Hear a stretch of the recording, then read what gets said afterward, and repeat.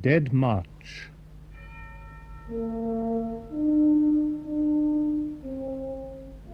Enter the funeral of King Henry V, attended on by the Duke of Gloucester, Protector, the Earl of Warwick, and the Bishop of Winchester.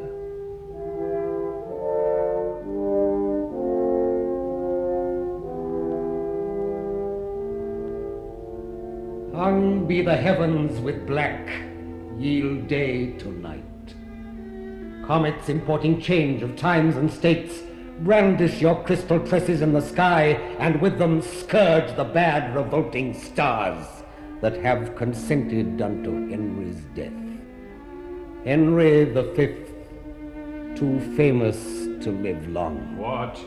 Shall we curse the planets of mishap that plotted thus our glory's overthrow? Or shall we think the subtle-witted French, conjurers and sorcerers that, afraid of him, by magic verses have contrived his end? He was a king, blessed of the King of Kings.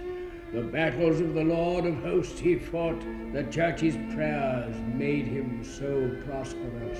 The Church? I tell thee this, Bishop of Winchester, had not you churchmen prayed, his thread of life had not so soon decayed. None do you like but an effeminate prince, whom like a schoolboy you may overawe. Gloucester, whate'er we like, thou art protector. I am. And lookest to command the prince and realm. Thy wife is proud. She holdeth thee in awe more than God or religious churchman may. Name not religion, Winchester. Thou lovest the flesh, and ne'er throughout the year to church thou goest, except it be to pray against thy foes. Cease these jars and rest your minds in peace. Let's to the altar. Heralds wait on us. Aye. Henry V, thy ghost I invocate. Prosper this realm. Keep it from civil broils. My honourable lords, Aye. sad tidings bring I to you out of France. What sayest thou, man, before dead Henry's course? Speak softly, sir. Lords, view these letters, full of bad mischance. France is revolted from the English quite. The Dauphin Charles is crowned king in Rheims. The bastard of Orleans with him is joined. Rainier, Duke of Anjou, doth take his part. The Dauphin crowned king, all fly to him? Or whither shall we fly from this reproach? We will not fly but to our enemies' throats. Warwick, if thou be slack, I'll fight it out. Gloucester, why doubt'st thou of my forwardness? An army have I mustered in my thoughts, wherewith already France is overrun. My gracious lords, Yea. to add to your laments wherewith you now bedew King Henry's hearse, I must inform you of a dismal fight betwixt the stout Lord Talbot and the French. What, wherein Talbot overcame, is't so? Oh no, wherein Talbot was o'erthrown. Is Talbot slain? Then I will slay myself for living idly here in pomp and ease. Oh no, he lives, but he's took prisoner. His ransom there is none but I shall pay. I'll hale a Dauphin from his throne. His crown shall be the ransom of my friend.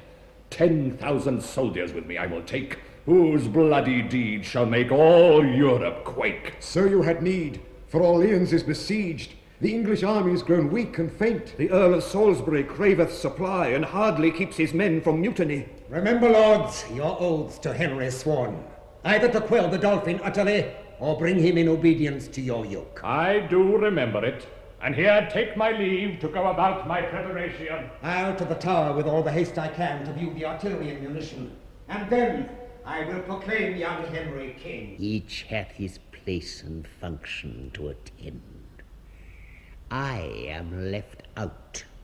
For me nothing remains.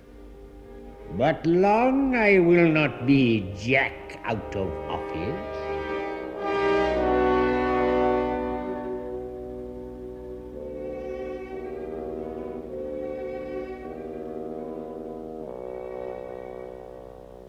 Sound a flourish.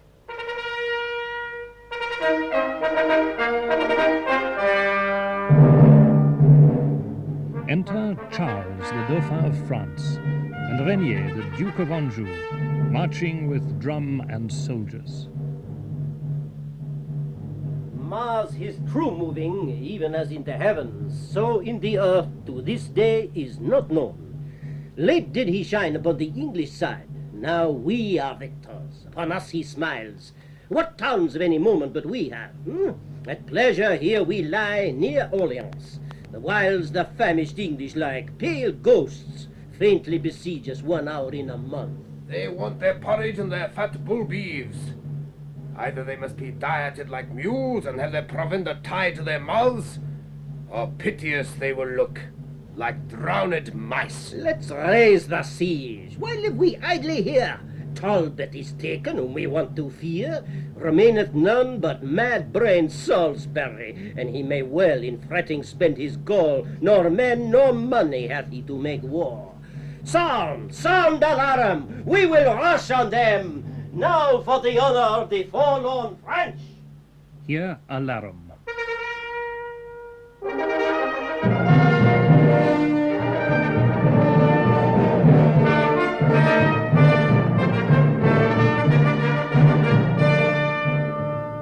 The French are beaten back by the English, with great loss.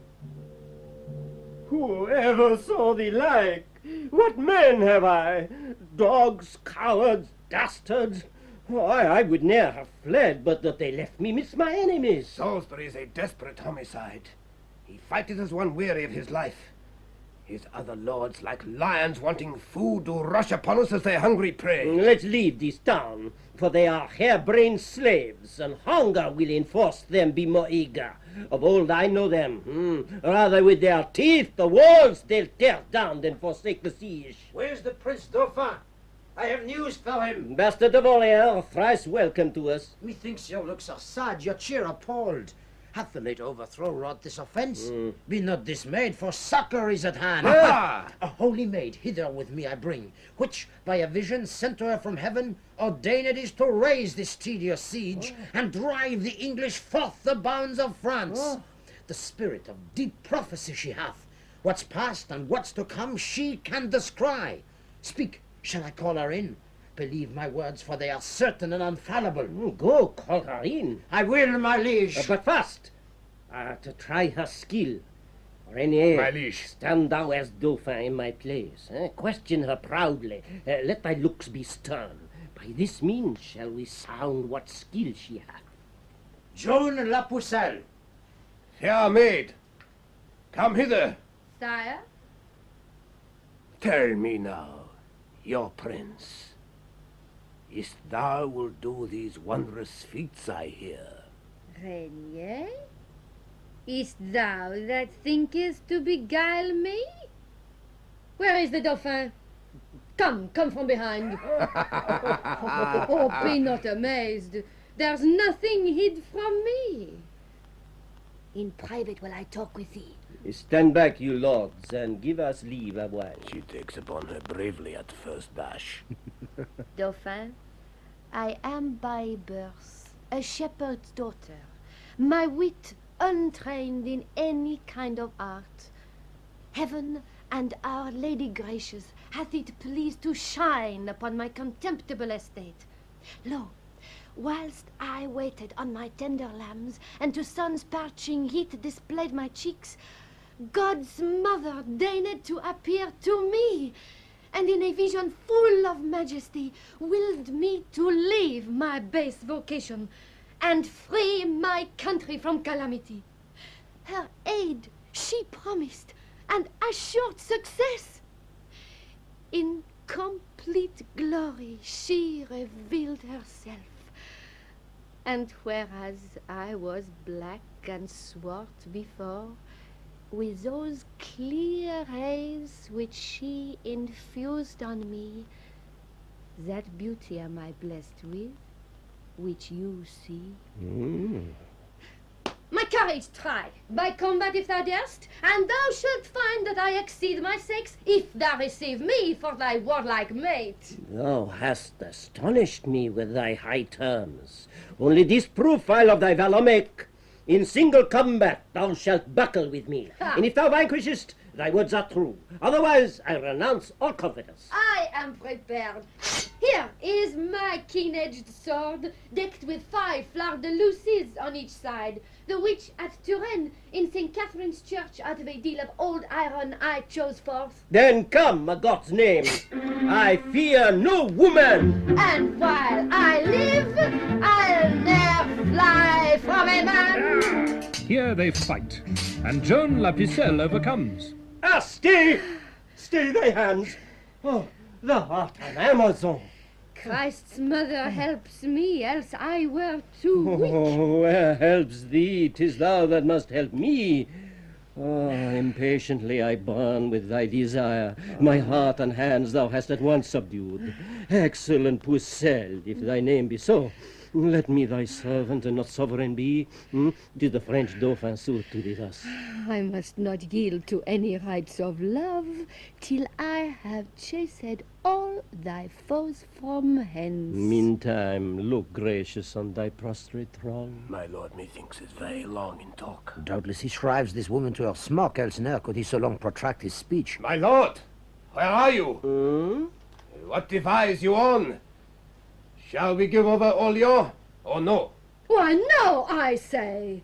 Oh, distrustful recreants, fight till the last gasp. I will be your guard. What she says, I'll confirm. We'll fight it out. Assigned am I to be the English scourge. This night the siege assuredly I'll raise. Expect St. Martin's summer, halcyon day, since I have entered into these wars. Glory is like a circle in the water which never ceaseth to enlarge itself, till by broad spreading it disperse to naught. With Henry's death, the English circle ends. Bright star Venus, fallen down on the earth, how may I reverent worship thee enough? Leave off delays, and let us raise the siege. No prophet will I trust if she prove false.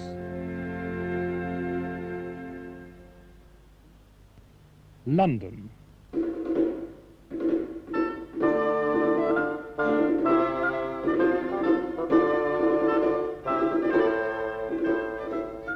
Enter to the Tower Gates Gloucester, with his serving men in blue coats.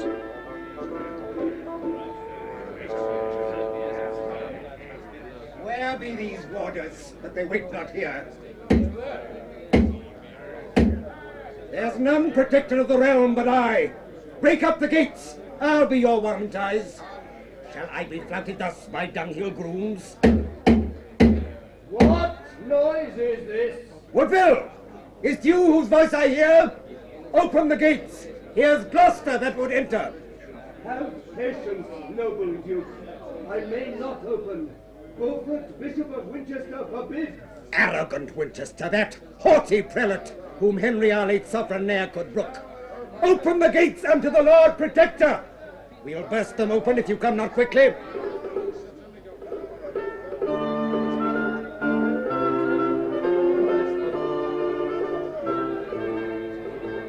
Enter to the Protector at the Tower Gates, Winchester and his men in tawny coats. Now, ambitious Humphrey, what means this? Peoned priest, dost thou command me to be shut out? Do, thou most usurping prodigal, and not protector of the king or realm. Stand back, thou manifest conspirator. Thou that contrives to murder our dead lord. Nay, stand thou back. I will not budge a foot. I will not slay thee, but I'll drive thee back. Show what thou darest. I bear thee to thy face. What? Am I dared? Draw men for all this privileged place. Blue coats to tawny coats. Master, thou wilt answer this before the Pope. Winchester goose, I cry. A rope, a rope.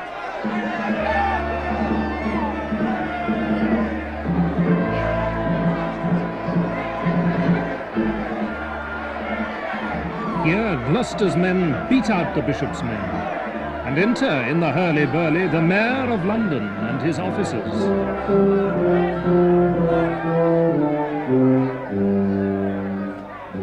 My lords, that you being supreme magistrates thus come to me as they should break the peace. Peace, Mayor. Thou knowest little of my wrongs. Here's Beaufort, But the guards nor god nor king hath here distrained the tower to his use. Here's Gloucester, a foe to citizens, one that still motions war and never peace, or charging your free purses with large fines, that seeks to overthrow religion, because he is protector of the realm. I will not answer thee with words, but blows. Here they skirmish again.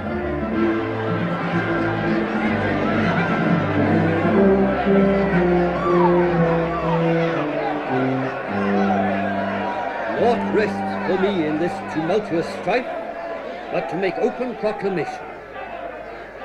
All manner of men assembled here in arms this day against God's peace and the King's, we charge and command you in His Highness' name to repair to your several dwelling places, and not to wear, handle, or use any sword, weapon, or dagger henceforward, upon pain of death. Winchester, I'll be no breaker of the law, but we shall meet and break our minds at large. Abominable Gloucester, guard thy head, for I intend to have it ere it be long. Good God, these nobles should such stomachs bear. I myself fight not once in 40 years.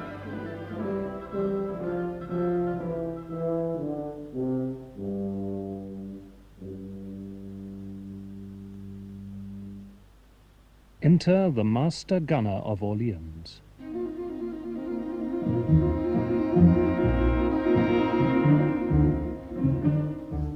Chief Master Gunner am I of this town. Something I must do to procure me grace. The Prince Aspires have informed me how the English in our suburbs, close entrenched, wont through that secret grate of iron bars in yonder tower to overpeer our city, and thence discover how with most advantage they may vex us with shot or with assault. To intercept this inconvenience, this piece of ordnance gainst it I have placed, and 3 days I have watched if I can see them. Talbot, my life, my joy, again returned. How wert thou handled, being prisoner? Or by what means gotst thou to be released? Discourse, I prithee, on this turret's top. I will, good Salisbury. The Duke of Bedford had a prisoner called the brave Lord Ponton de Santrail. For him was I exchanged and ransomed. Yet tell'st thou not how thou wert entertained? With scoffs and scorns and contumelious taunts, in open marketplace produced they me to be a public spectacle to all. Here, said they, is the terror of the French, the scarecrow that affrights our children so. Then broke I from the officers that led me, and with my nails digged stones out of the ground to hurl at the beholders of my shame. Now do I light my linstock and am ready. I grieve to hear what torments you endured, but we will be revenged sufficiently. Now it is supper time in Orleans. Here, through this grate, I count each one, and view the Frenchman from this turret top. Let us look through. The sight will much delight thee. Lord, have mercy on me, woeful man. What chance is this that suddenly hath crossed us? Speak, Salisbury. At least, if thou canst, speak. One of thy eyes and thy cheek's side struck off. Accursed tower, accursed fatal hand that hath contrived this woeful tragedy. In 13 battles Salisbury o'ercame. Henry V he first trained to the wars. Whilst any trump did sound or drum struck up, his sword did near leave striking in the field. Yet livest thou, Salisbury, though thy speech doth fail. He beckons with his hand and smiles on me, as who should say, when I am dead and gone, remember to avenge me on the French. Here an alarum.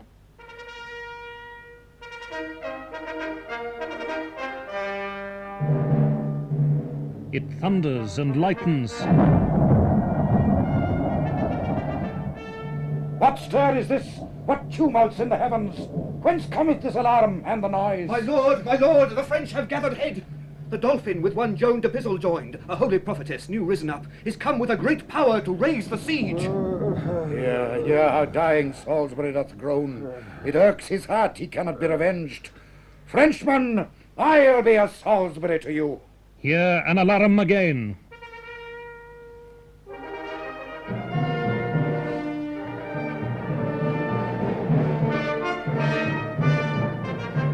Talbot pursueth the Dauphin and driveth him. Then enter Joan la Pucelle, driving Englishmen before her.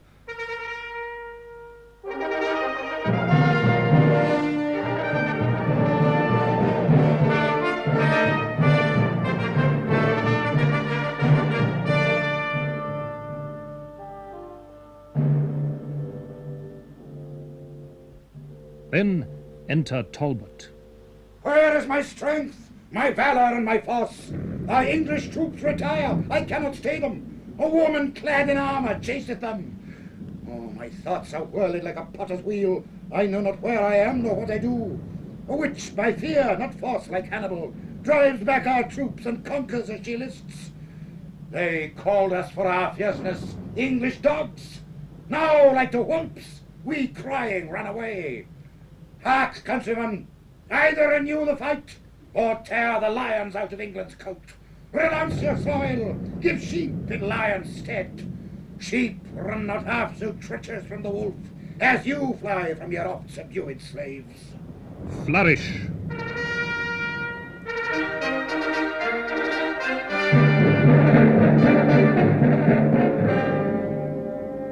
Enter on the walls La Pucelle, Charles the Dauphin, Rainier, Duke of Anjou, the Bastard of Orleans, and soldiers.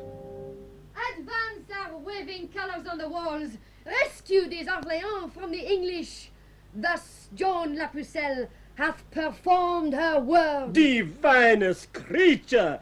Estraea's daughter, how shall I honor thee for this success? Why ring not bells aloud throughout the town? Dauphin, command the citizens make bonfires, and feast and banquet in the open streets, to celebrate the joy that God hath given us. All France will be replete with mirth and joy when they shall hear how we have played the men. 'Tis Joan, not we, by whom the day is won, for which I will divide my crown with her, and all the priests and friars in my realm shall in procession sing her endless praise. No longer on Saint Denis will we cry, but Joan la Pucelle shall be France's saint. Come in and let us banquet royally after this golden day of victory.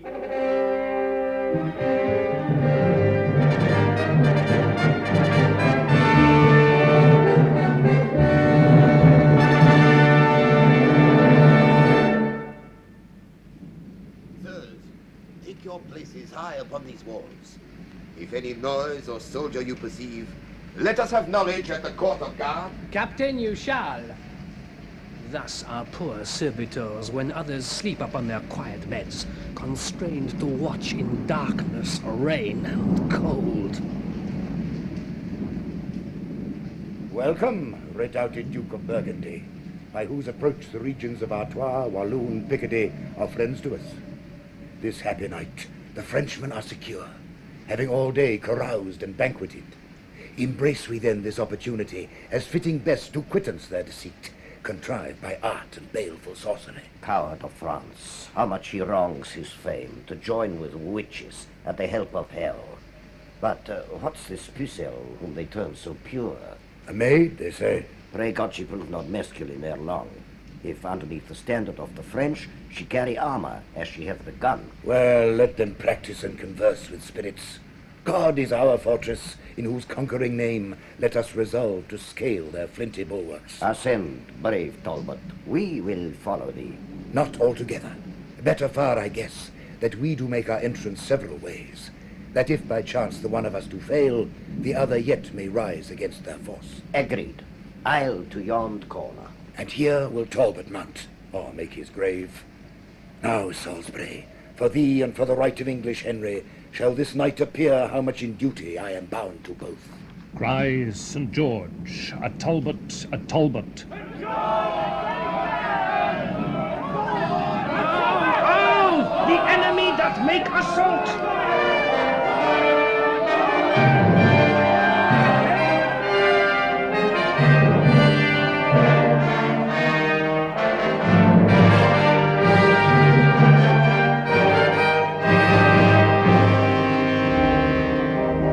The French leap over the walls in their shirts.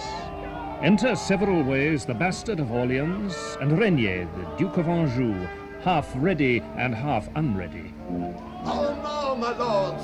What, all unready so? Unready? Aye, and glad we escaped so well. It was time, I trow, to wake and leave our beds, hearing alarms at our chamber doors. I think this Talbot be a fiend of hell. Here cometh Charles. I marvel how he sped. Thought Holy Joan was his defensive gown. Is this thy cunning, thou deceitful dame? Didst thou at first to flatter us withal, make us partakers of a little gain, that now our loss might be 10 times so much? Wherefore is Charles impatient with his friend? At all times will you have my power alike? Sleeping or waking, must I still prevail, or will you blame and lay the fault on me? Oh, improvident soldiers! Had your watch been good, this sudden mischief never could have fallen. Duke of Alençon, this was your default. That being captain of the watch tonight did look no better to that weighty charge. Had all your quarters been as safely kept as that whereof I had the government, we had not been thus shamefully surprised. Mine was secure. And so was mine, my lord. And for myself, most part of all this night, within her quarter and mine own precinct, I was employed in passing to and fro, about the relieving of the sentinels. Then how or which way should they first break in? Question, my lords, no further of the case, how or which way. 'Tis sure they found some place, but weakly guarded, where the breach was made. And now, there is no other shift but this, to gather our soldiers scattered and dispersed, and lay new platforms to endamage them. Alarum.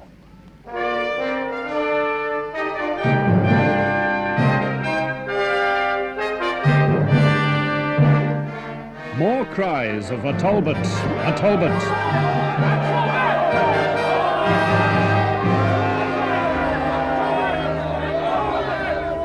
The French fly, leaving their clothes behind.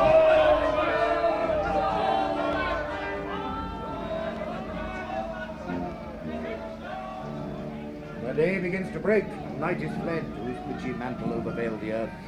Here sound retreat, and cease our hot pursuit.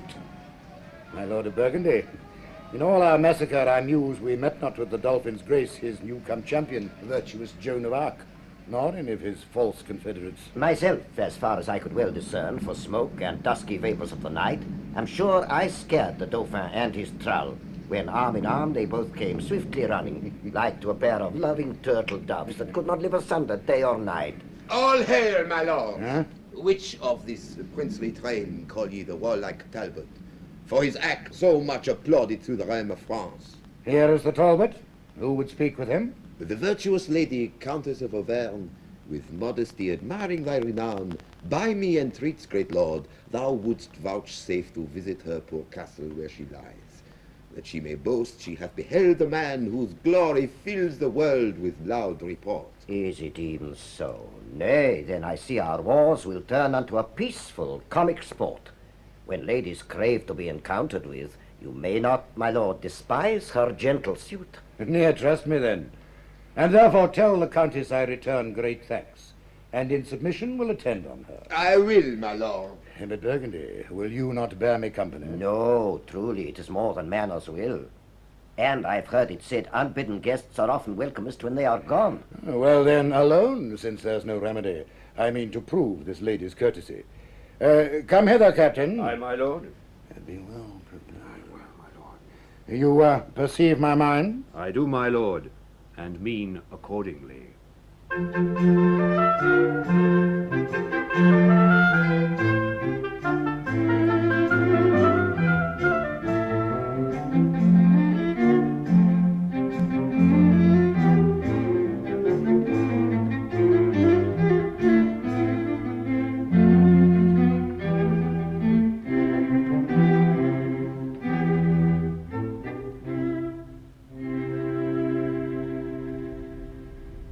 The Lord Talbot come? Madame, he is. And he is welcome. Madam.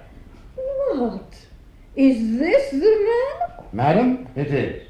Is this scourge of France? Is this the Talbot so much feared abroad that with his name the mothers steal their babes? I see, report is fabulous and false. I thought I should have seen some Hercules, a second Hector, for his grim aspect and large proportion of his strong neat limbs. Alas, this is a child, a silly dwarf. It cannot be this weak and writhed shrimp should strike such terror to his enemies. Madam, I have been bold to trouble you, but since your ladyship is not at leisure, I'll sort some other time to visit you. What means he now? Go ask him whither he goes. Stay, my Lord Talbot, for my lady craves to know the cause of your abrupt departure. Marry, for that she's in a wrong belief. I go to certify her Talbot's here. If thou be he, then art thou prisoner. Prisoner? To whom? To me, bloodthirsty lord. Huh? And for that cause I trained thee to my house. Long time thy shadow hath been thrown to me, for in my gallery thy picture hangs. But now this substance shall endure thee like, and I will chain these legs and arms of thine, that hast by tyranny these many years wasted our country, slain our citizens, and sent our sons and husbands captivate. Laughest thou, wretch? Thy mirth shall turn to moan. I laugh to see your ladyship so fond to think that you have aught but Talbot's shadow whereon to practice your severity. Why? Art not thou the man? I am indeed. Then have I substance too. No, I am but shadow of myself. You are deceived. My substance is not here. I tell you, madam, were the whole frame here, it is of such a spacious lofty pitch, your roof were not sufficient to contain it. This is a riddling merchant for the nonce. He will be here, and yet he is not here. How can these contrarieties agree? That I will show you now, and wind this horn.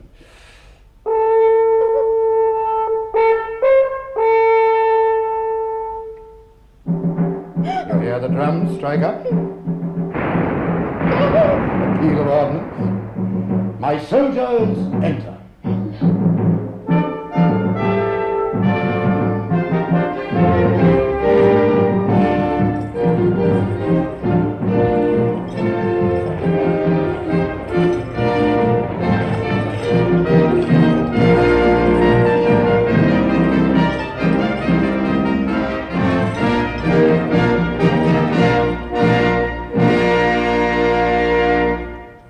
I say you, madam, are you now persuaded that Talbot is but shadow of himself?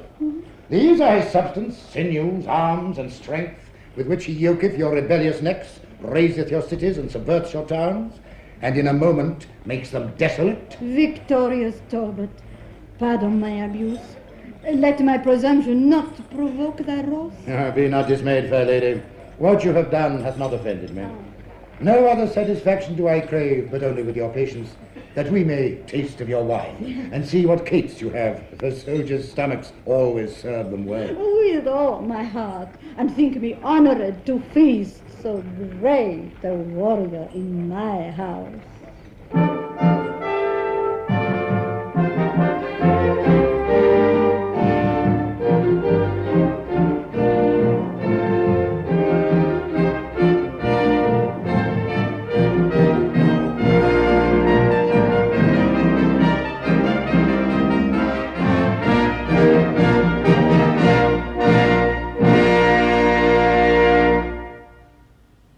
London, the Temple Garden. Enter Richard Plantagenet, the Earl of Warwick, and William de la Poole, Earl of Suffolk. Gentlemen that study law, what means this silence? Dare no man answer in a case of truth? Within the Temple Hall we were too loud. The garden here is more convenient. Then say at once, if I maintained the truth, or else was wrangling Suffolk in the right. Faith, I have been a truant in the law, and never yet could frame my will to it. Judge you, my Lord of Warwick, then, between us. Between two hawks, which flies the higher pitch, between two blades, which bears the better temper, between two girls, which hath the merriest eye, I have perhaps some shallow spirit of judgment. But in these nice, sharp quillets of the law, good faith, I am no wiser than a daw. Since you are tongue-tied, and so loath to speak, in dumb significance proclaim your thoughts. If you suppose that I have pleaded truth, from off this briar pluck a white rose with me. And if you be no coward nor no flatterer, but dare maintain the party of the truth, pluck a red rose from off this thorn with me.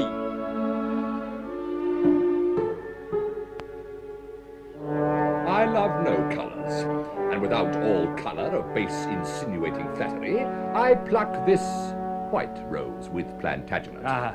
Prick not your finger as you pluck it off, lest bleeding you do paint the white rose red and fall on my side so, against your will. And now, Suffolk, where's your argument in law? Here in my scabbard meditating, that shall dye your white rose in a bloody red. Meantime, your cheeks do counterfeit my rose, for pale they look with fear, as witnessing the truth on my side. No, Plantagenet, 'tis not for fear but anger, that thy cheeks blush for pure shame to counterfeit my rose, and yet thy tongue will not confess thy error. Now, by this maiden blossom in my hand, I scorn thee and thy fashion, peevish boy! Turn not thy scorn this way, Plantagenet. I'll turn my part thereof into thy throat. Away, good William de la Poole. Grace the yeoman. Out! By conversing with him. Now, by God's will, thou wrong'st him, Suffolk. See, his grandfather was Lionel, Duke of Clarence, third son to the third Edward, King of England. Spring crestless yeoman from so deep a root. He bears him on the place his privilege, or durst not for his craven heart say thus. By him that made me, I'll maintain my words on any plot of ground in Christendom. Was not thy father, Richard Earl of Cambridge, for treason executed in our late king's days, and by his treason stands not thou attainted? My father was attached, not attainted, condemned to die for treason, but no traitor, and that I'll prove on better men than Suffolk. Look to it well, and say you are well warned. Thou shalt find me ready for thee still, and know me by this colour for thy foe. And by my soul, this pale and angry rose will I forever and my faction wear, until it wither with me to my grave, or flourish to the height of my degree. Go forward and be choked with thy ambition, and so farewell until I meet thee next. How am I braved, and must perforce endure it? This blot that he objects against your house shall be wiped out in the next Parliament, called for the truce of Winchester and Gloucester. And if thou be not then created York, I will not live to be accounted Warwick. Meantime, in signal of my love to thee, will I upon thy party wear this rose. And here I prophesy, this brawl today, grown to this faction in the Temple Garden, shall send between the red rose and the white 1,000 souls to death and deadly night.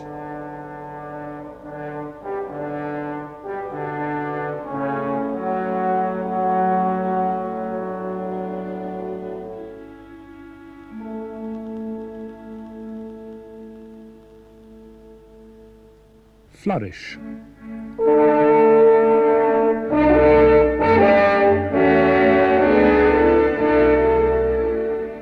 Enter King Henry VI, with Gloucester the Protector, the Bishop of Winchester, Warwick, Suffolk, and Richard Plantagenet.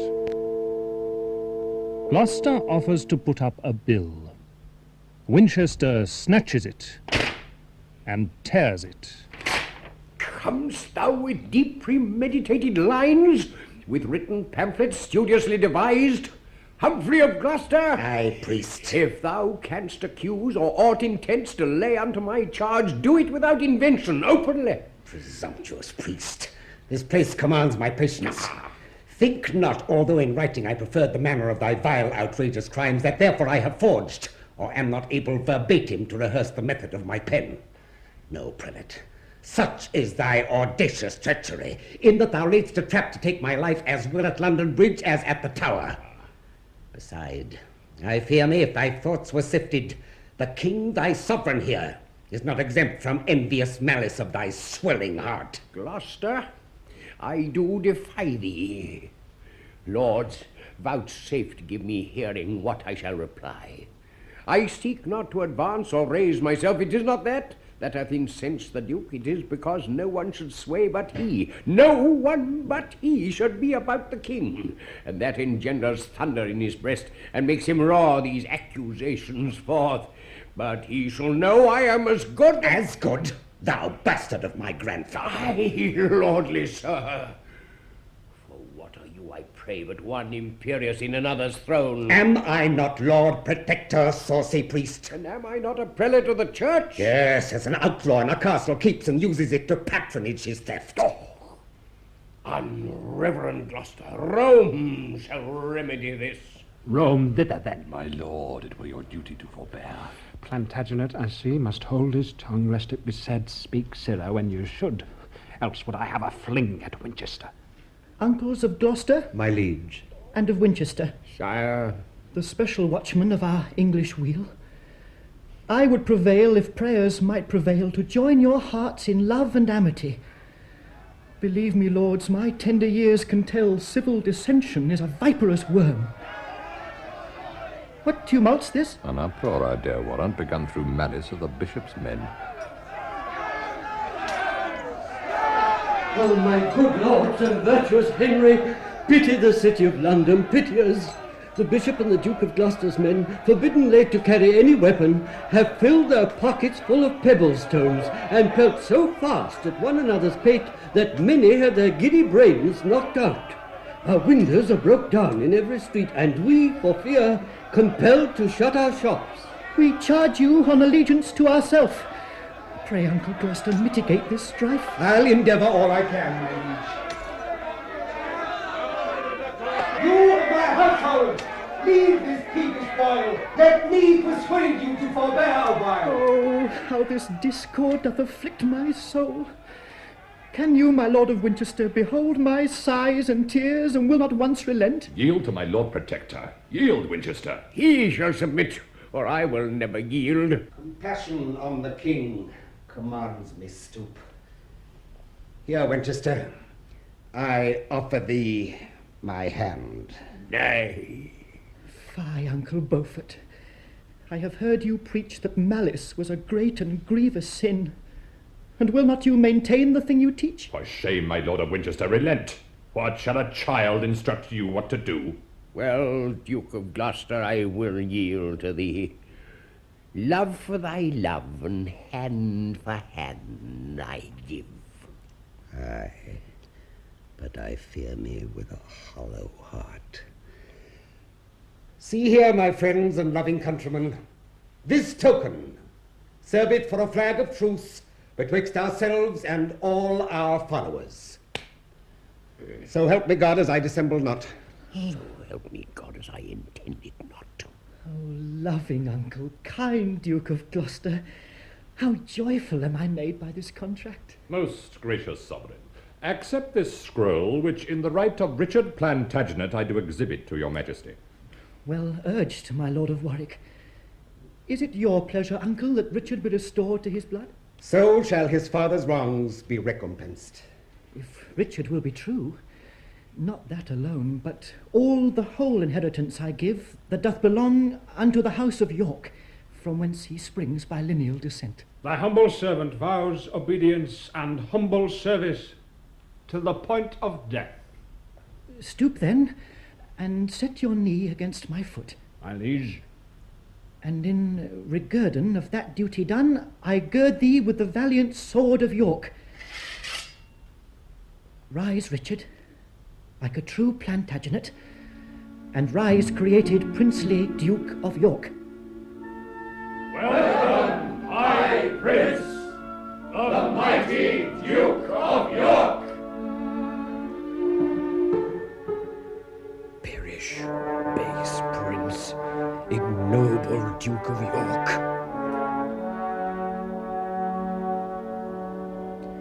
Now will it best avail your majesty to cross the seas and to be crowned in France. The presence of a king engenders love amongst his subjects and his loyal friends, as it disanimates his enemies. When Gloucester says the word, King Henry goes. Your ships already are in readiness.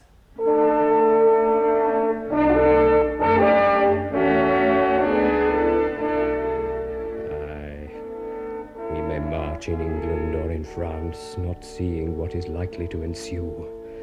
This late dissension grown betwixt the peers burns under feigned ashes of forged love, and will at last break out into a flame. Now do I, Suffolk, fear that fatal prophecy, which in the time of Henry named the 5th was in the mouth of every sucking babe, that Henry born at Monmouth should win all, and Henry born at Windsor should lose all.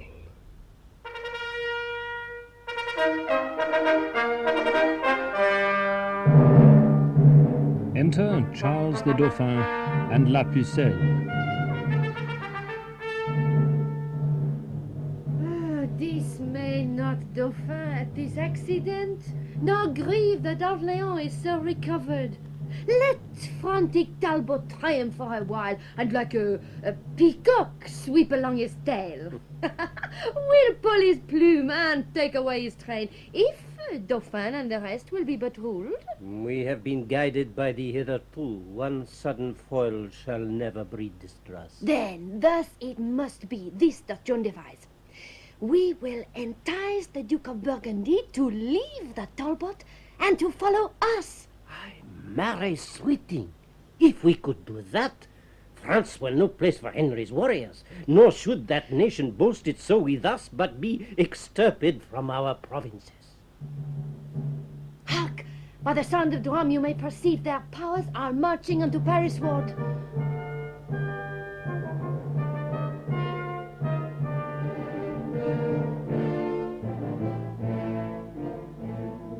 There goes the Talbot with his colours spread, and all the troops of English after him. Now in the rearward comes the Duke and his. Fortune in favour makes him lag behind. Summon a parley, we will talk with him. A parley with the Duke of Burgundy.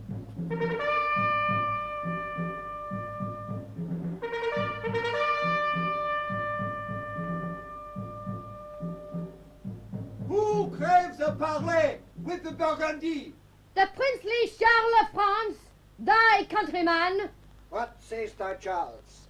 For I am marching home. Speak, Pucelle, and enchant him with thy words.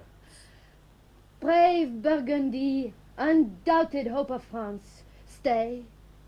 Let thy humble handmaid speak to thee. Speak on, but be not over tedious. Look on thy country. Look on fertile France, and see the cities and the towns defaced by wasting ruin of the cruel foe. See the pining malady of France. Behold her wounds, her most unnatural wounds, which thou thyself hast given her woeful breast. Oh, turn thy edged sword another way.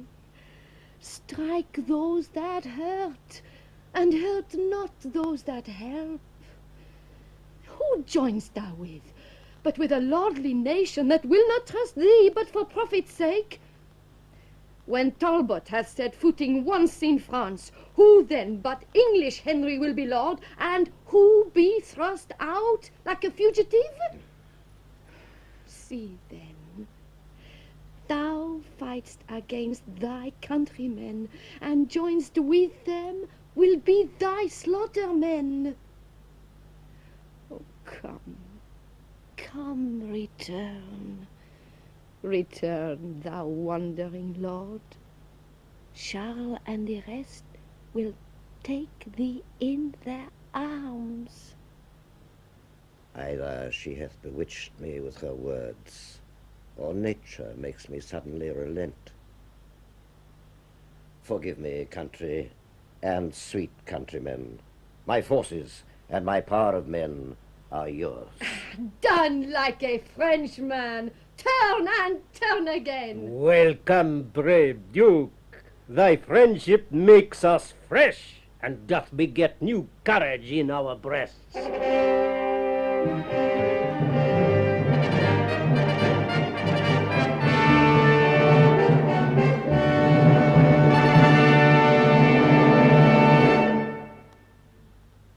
Here enter the king and all his court into France. To them with his soldiers, Talbot.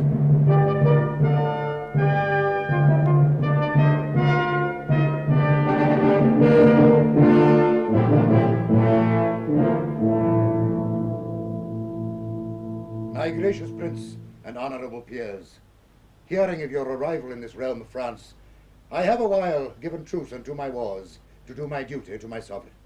In sign whereof, this arm that hath reclaimed to your obedience 50 fortresses, 12 cities, and 7 walled towns of strength, lets fall his sword before your highness' feet, and with submissive loyalty of heart ascribes the glory of his conquest got, first to my God, and next unto your grace. Is this the Lord Talbot, Uncle Gloucester, that hath so long been resident here in France? Yes, if it please your majesty, my liege. Welcome, brave captain and victorious lord. When I was young, as yet I am not old, I do remember how my father said, "A stouter champion never handles sword." Yet never have you tasted our reward, or been reguerdoned with so much as thanks, because till now we never saw your face. Therefore, stand up, and for these good deserts, we here create you Earl of Shrewsbury, and in our coronation take your place.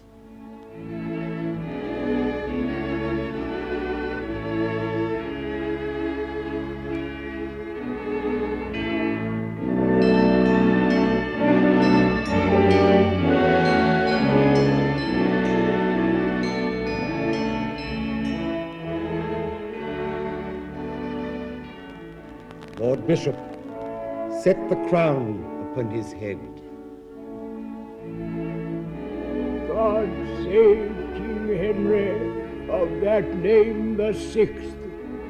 God save King Henry, King of France and England. God save King Henry, King of France and England. My gracious sovereign, as I rode from Calais to hasten to your coronation, a letter was delivered to my hands, writ to your grace, from the Duke of Burgundy. What means his grace that he hath changed his style? No more but plain and bluntly, to the king. What's here? I have upon a special cause, moved with compassion of my country's wreck, forsaken your pernicious faction, and joined with Charles, the rightful king of France. What? Doth my uncle Burgundy revolt? Is that the worst his letter doth contain? It is the worst, and all, my lord, he writes. Why then Lord Talbot there shall talk with him, and give him chastisement for this abuse. My lord, how say you? Are you not content? Yes, yes, my liege. Then gather strength and march into him straight. I go, my lord. In heart desiring still you may behold confusion of your foes. Grant me the combat, gracious sovereign. And me, my lord, grant me the combat too. Say, gentlemen, what makes you thus exclaim, and wherefore crave you combat, or with whom? With him, my lord, for he hath done me wrong. And I with him, for he hath done me wrong. What is that wrong whereof you both complain? First let me know, and then I'll answer you. Crossing the sea from England into France, the Duke of York, with envious carping tongue, upbraided me about this rose I wear, saying the sanguine colour of the leaves did represent the blushing of my cheeks, in confutation of which rude reproach I crave the benefit of law of arms. Yet no, my lord, I was provoked by Suffolk, and he first took exceptions of this badge, pronouncing that the paleness of this flower betrayed the fakeness that was in my heart. Good Lord, what madness rules in brain-sick men, when for so slight and frivolous a cause such factious emulation doth arise. Good cousins both of Suffolk and of York, Sir, quiet yourselves, I pray, and be at peace. let this dissension first be tried by fight. Nay, my good lords, remember where we are. In France, amongst a fickle, wavering nation. Cousin of York, we institute your grace to be our regent in these parts of France. Sir. And good my lord of Suffolk, now unite your troops of horsemen with his bands of foot. Sir. Go cheerfully together and digest your angry choler on your enemies. Ourself, my Lord Protector, and the rest, after some respite, will return to Calais, from thence to England, where I hope ere long to be presented by your victories. Enter Talbot with trump and drum before Bordeaux.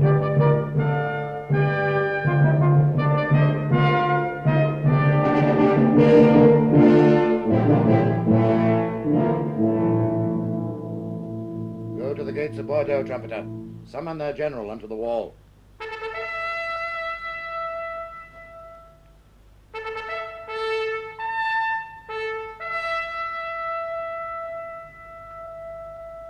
English John Talbot, captains, calls you forth, servant in arms to Harry, King of England. Do him just homage as obedient subjects, and I'll withdraw me and my bloody power. But if you frown upon this proffered peace, you tempt the fury of my 3 attendants, lean famine, quartering steel, and climbing fire, who in a moment, even with the earth, shall lay your stately and air-braving towers. Thou ominous and fearful owl of death, our nation's terror and their bloody scourge, the period of thy tyranny approacheth on us, thou canst not enter but by death. For I protest, we are well fortified. If thou retire, the Dauphin well appointed stands with the snares of war to tangle thee. On either hand thee, there are squadrons pitched to wall thee from the liberty of flight. Hark! Hark! The Dauphin's drum!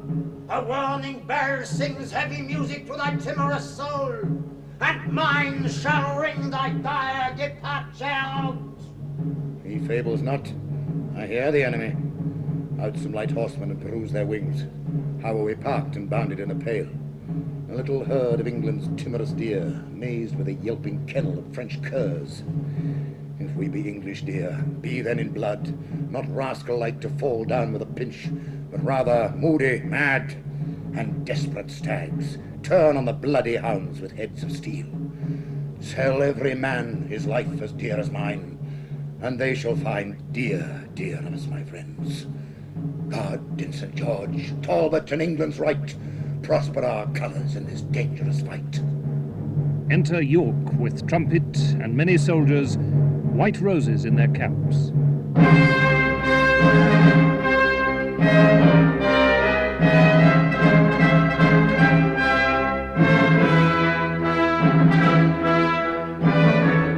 Are not the speedy scouts returned again that dogged the mighty army of the Dolphin? They are returned, my lord, and give it out that he is marched to Bordeaux with his power to fight with Talbot. A plague upon that villain Suffolk that thus delays my promised supply of horsemen that were levied for this siege. Renowned Talbot doth expect my aid, and I am louted by a traitor villain. Then God take mercy on brave Talbot's soul, and on his son, young John, who 2 hours since I met in travel toward his warlike father.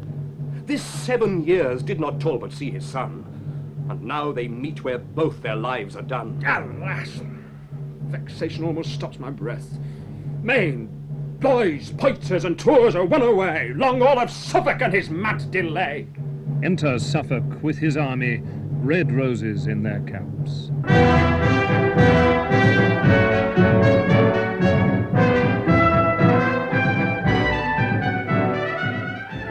It is too late.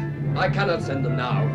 This expedition was by York and Talbot too rashly plotted. The overdaring Talbot hath sullied all his gloss of former honour by this unheedful, desperate, wild adventure. York set him on to fight and die in shame. That Talbot dead, great York might bear the name. Here is Sir William Lucy, who with me sent from our o'ermatched forces forth for aid. How now, Sir William Lucy? Whither come you? Whither, my lord? From bought and sold Lord Talbot, who ringed about with bold adversity, cries out of noble York and for yourself. Let not your private discord keep you thence. York set him on. York should have sent him aid. And York as fast upon your grace exclaims, swearing that you withhold his levied host collected for this expedition. York lies. He might have sent and had the horse. Within 6 hours they will be at his aid. Too late comes rescue. He is ta'en or slain. If he be dead, brave Talbot then, adieu.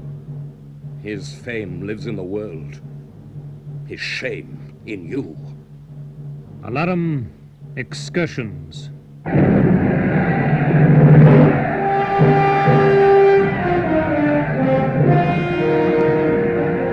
Talbot is hemmed about and wounded sore.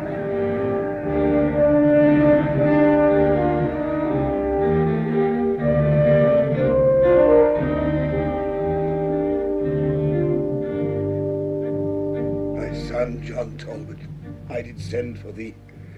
But oh, malignant and ill-boding stars, now thou art come unto a feast of death, a terrible and unavoided danger. Where is my other life? My own is gone. Where's young Talbot? Where my valiant son? O my dear lord, lo where your son is born. Thou antic death, which laughest here to scorn, anon from thy insulting tyranny, 2 Talbots winged through the leather sky in thy despite shall scape mortality. Poor boy, he smiles, methinks, as who should say, had death been French, then death had died today. Soldiers, adieu. I have what I would have. Now my old arms are young John Talbot's grey.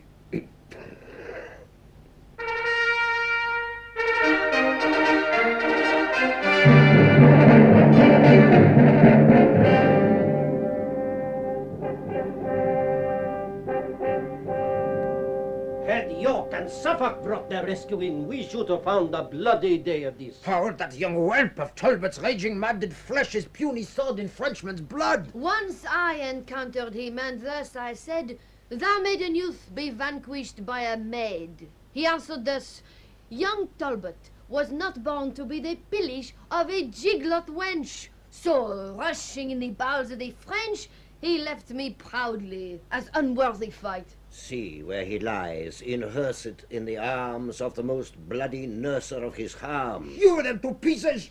Hack their bones asunder! Oh no! Forbear! For that which we have fled during the life, let us not wrong it dead. Conduct me to the Dolphin's tent to know who hath obtained the glory of the day. On what submissive message art thou sent? Submission, Dolphin. 'Tis a mere French word. We English warriors wot not what it means. Sir William Lucy, tell me whom thou seekest. I come to know what prisoners thou hast ta'en, and to survey the bodies of the dead. Where is that great Alcides of the field? Valiant Lord Talbot, Earl of Shrewsbury, great marshal to our King Henry VI, of all his wars with... Scouts, Ellison, speak! The English army that divided was into 2 parties is now conjoined in one, and means to give you battle instantly. Oh, somewhat too sudden, sirs, the warning is. I trust the ghost of Talbot is not there.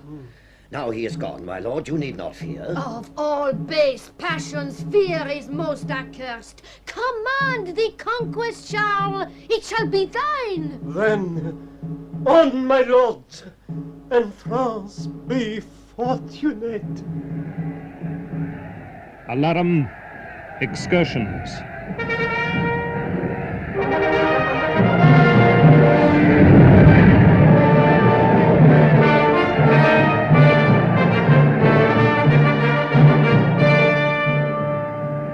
The regent conquers and the Frenchmen fly.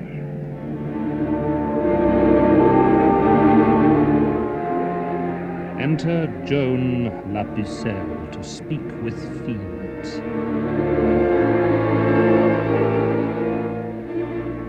Now, help, ye charming spells and periapts, you speedy helpers that are substitutes.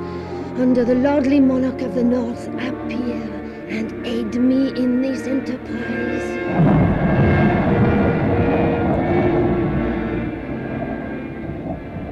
Now, ye familiar spirits that are culled out of the powerful regions under earth, Help me this once that France may get the field. Ye fiends that walk and speak not to me, oh, hold me not with silence over long. Where I was wont to feed you with my blood, I lop a member off and give it you in earnest of a further benefit, so you do condescend to help me now. Here hang your heads. No hope to have redress. My body shall pay recompense if you will grant my suit. Cannot my body, nor blood sacrifice, entreat you to your wonted furtherance? Then take my soul!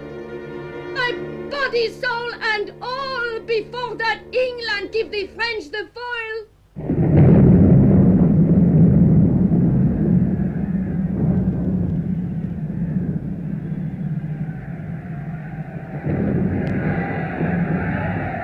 See, they forsake me.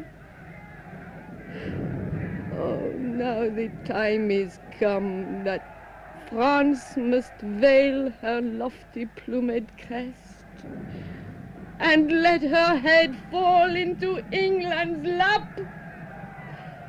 My ancient incantations are too weak and hell too strong for me to buckle with. Now, France, thy glory droopeth to the dust. Excursions.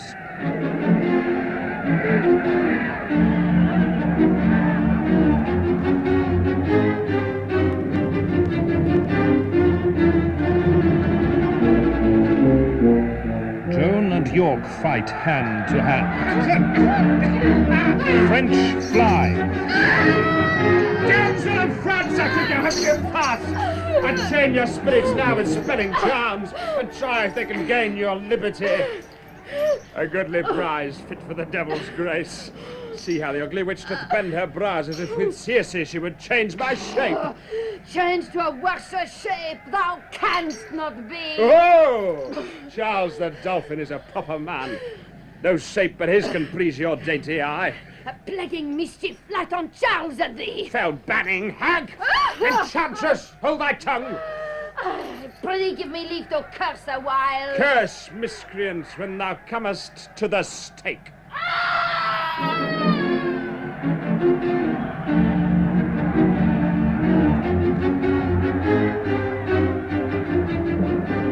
Alarum, enter Suffolk with Margaret in his hand.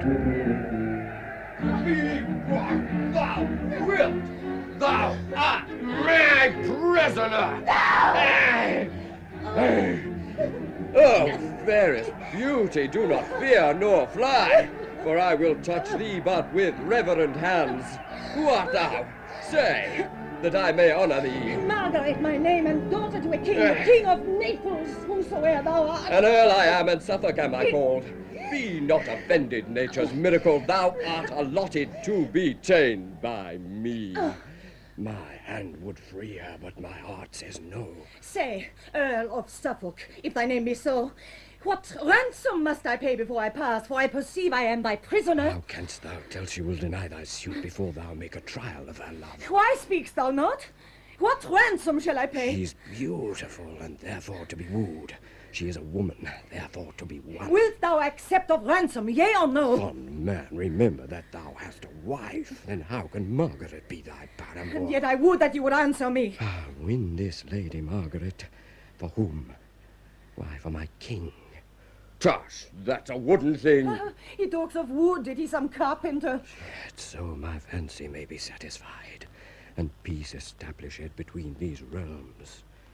Lady, vouchsafe to listen what I say. Perhaps I shall be rescued by the French, and then I need not crave his courtesy. Why, lady, wherefore talk you so? I cry you mercy, 'tis but quid for quo. Say, gentle princess, would you not suppose your bondage happy, to be made a queen? To be a queen in bondage is more vile than is a slave in base servility, for princess should be free. And so shall you. I'll undertake to make thee Henry's queen, Huh? if thou wilt condescend to be my What? His love? I am unworthy to be Henry's wife. No, gentle madam, I unworthy am to woo so fair a dame to be his wife, and have no portion in the choice myself. How say you, madam? Are ye so content? And if my father please, I am content. Then farewell for the nonce. But, hark you, Margaret, no princely commendations to my king?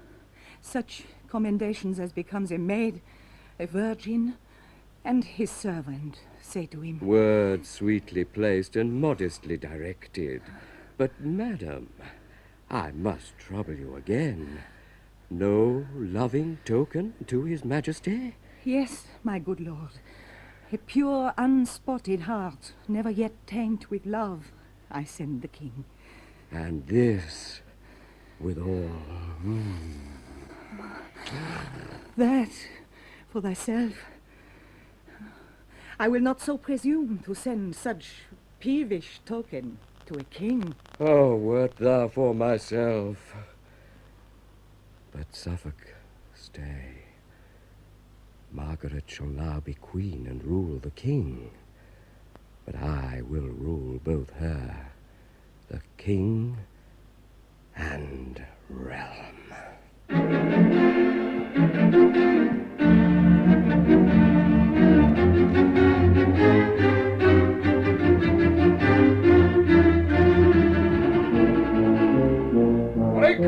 Bring forth that sorceress, condemned to burn. She is here, my lord of York.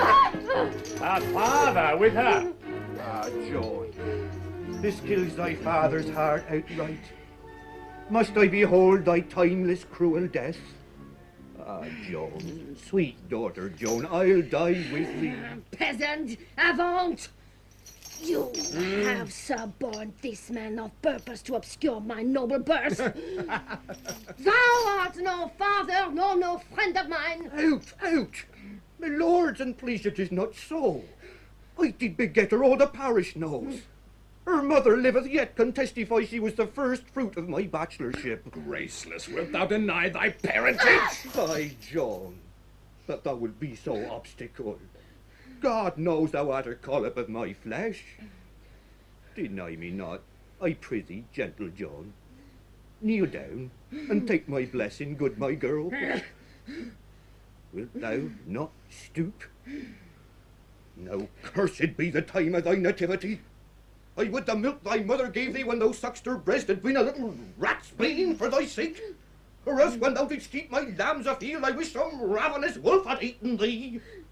Dost thou deny thy father, cursed drab? Oh, burn her! Burn her! Agonists, you good! Take her away, for she hath lived too long to fill the world with vicious qualities. First, let me tell you whom you have condemned. Not me, begotten of a shepherd's swain, but issued from the progeny of kings. Virtuous and holy, chosen from above to work exceeding miracles on earth. You summon devilish spirits to your aid. I never had to do with wicked spirits, but you, that are polluted with your lust, corrupt and tainted with 1,000 vices, you judge it straight, a thing impossible to compass wonders but by help of devils. No misconceived Joan of Arc hath been a virgin from her tender infancy, chaste and immaculate in very thought, whose maiden blood thus rigorously effused will cry for vengeance at the gates of heaven. Aye, away with her to execution. And harkye, sirs, because she is a maid, spare for no faggots. Let there be a now.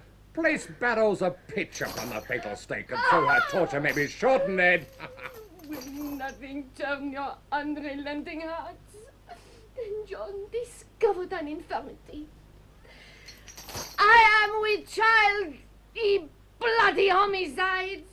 Murder not then the fruit within my womb? Now, heaven forfend. The holy maid with child? The greatest miracle that e'er you wrought. Is all her strict preciseness come to this? She and the dolphin have been juggling. I did imagine what would be her refuge. Well, go to. We'll have no bastards live, especially since Charles must father it. Oh, you are deceived.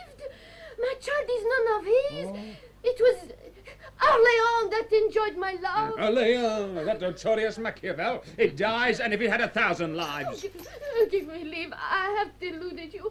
'Twas neither Charles nor yet the Duke I named, but Rainier, King of Naples, that prevailed. A married man? That's most intolerable. Why, here's a girl, I think she knows not well there were so many whom she may accuse. And yet, forsooth, she is a virgin, pure. Strumpet! Thy words condemn thy brat and thee. Oh, mercy! Use no entreaty. but it is in vain. Then lead me hence, with whom I leave my curse. May never glorious sun reflects his beams upon the country where you make abode, but darkness and the gloomy shade of death environ you, till mischief and despair drive you to break your necks or hang yourselves.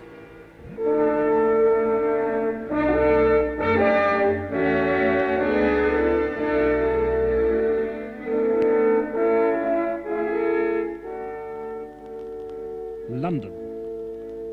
Enter the King with Gloucester the Protector. Have you perused the letters from the Pope? I have, my lord, and his intent is this. He humbly sues unto your excellence to have a godly peace concluded of between the realms of England and of France. How doth your grace affect his motion? Well, my good lord. Ay, marry, uncle. For I always thought it was both impious and unnatural that such immanity and bloody strife should reign among professors of one faith. Beside, my lord, the sooner to effect and surer bind this knot of amity, Rainier, King of Naples, and near knit to Charles, a man of great authority in France, proffers his only daughter to your grace in marriage. Marriage, uncle? Alas, my years are young, and fitter is my study and my books than wanton dalliance with a paramour. Yet call the ambassadors, and as you please. So let them have their answers, every one.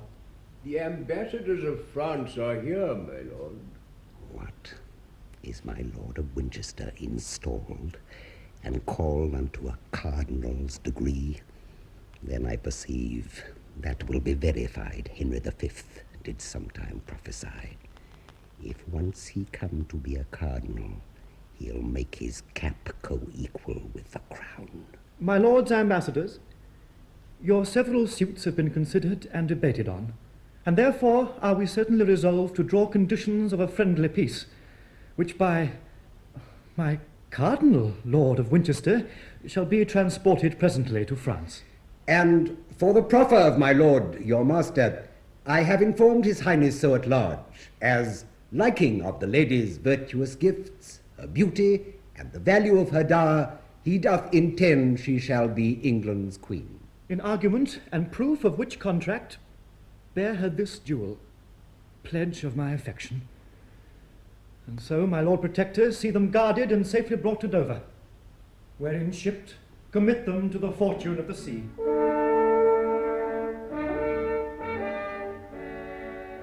Stay, my lord legate.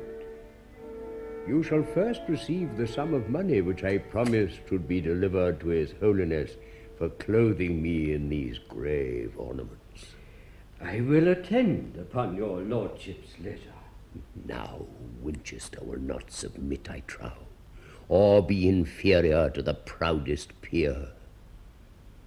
Humphrey of Gloucester, thou shalt well perceive that neither in birth or for authority the cardinal will be overborne by thee.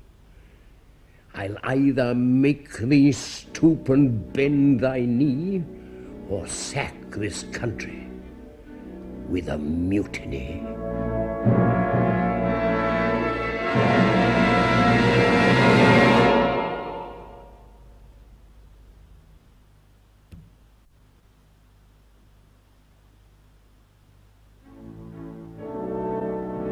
Flourish of trumpets, then hautboys.